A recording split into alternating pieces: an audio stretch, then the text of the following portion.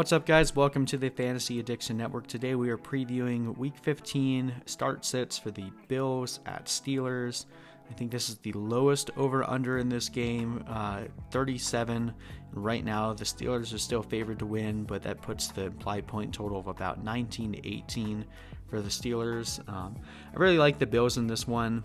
I think that they played pretty well against the Ravens last week, and that's saying a lot considering what the Ravens have been doing. I think the Steelers will be a bit exposed in this one, so I like the Bills to win this game, but I don't like there to be a lot of points scored because the Steelers do have a really good defense. So if you're just here to figure out who you should start and sit, we'll begin with that.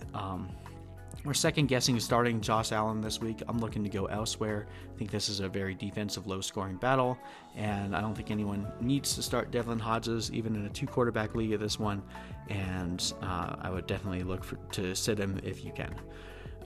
Running back side, I'm starting Devin Singletary this week. I think his usage the last couple weeks have shown that he has a good enough floor to play even in a bad matchup. I'm second guessing starting James Conner.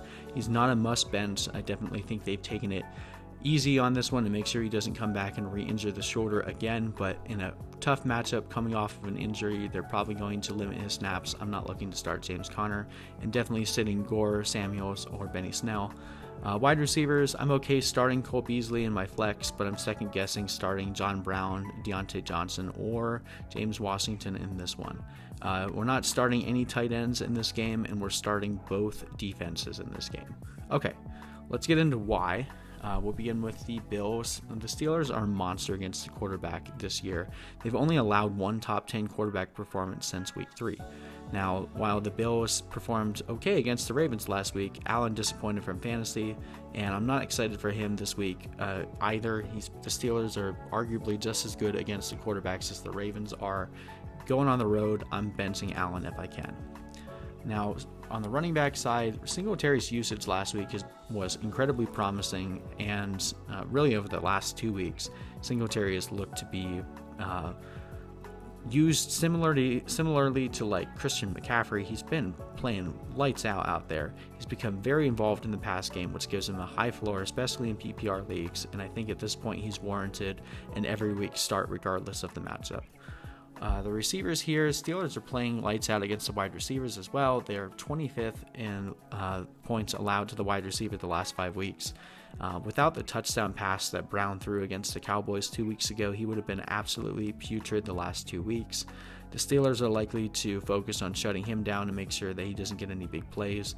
I know he does always carry the possibility of a large touchdown and basically making your week on a single play, but I don't want to chance that in week 15. I think Brown should be on your bench if you have a good matchup. Now, Beasley remains a decent flex option, especially if they shut down Brown, and Beasley has basically become Josh Allen's favorite target in the end zone here. So I like Beasley decently so.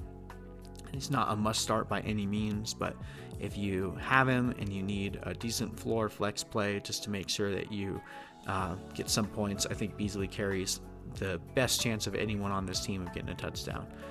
Tight ends, we're not trusting Dawson Knox in this one by any means, but with the lowest over-under on the week and disliking pretty much all the offensive options on both sides of the ball, I would say that you can start the Bills defense with a lot of confidence here. Let's look at the Steelers. Devlin Hodges had a pretty mediocre fantasy game against the Cardinals. He's doing what the Steelers need as a game manager to keep them winning games, but from a fantasy perspective, there's no way you're trusting him against a swarming defense like the Bills. Getting to the running backs, James Conner is coming back from his injury this week. I don't like playing players the first week back from an injury. Yes, I do think they've taken it easy this time and made sure that he's fully healthy coming back. So he definitely has a chance to perform well against the Bills, who are less strong against the run.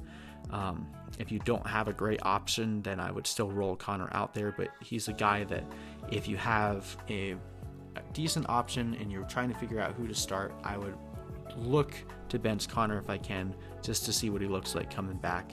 And there's no chance I'm playing anyone else in this matchup. No Snell, no Samuels in this one.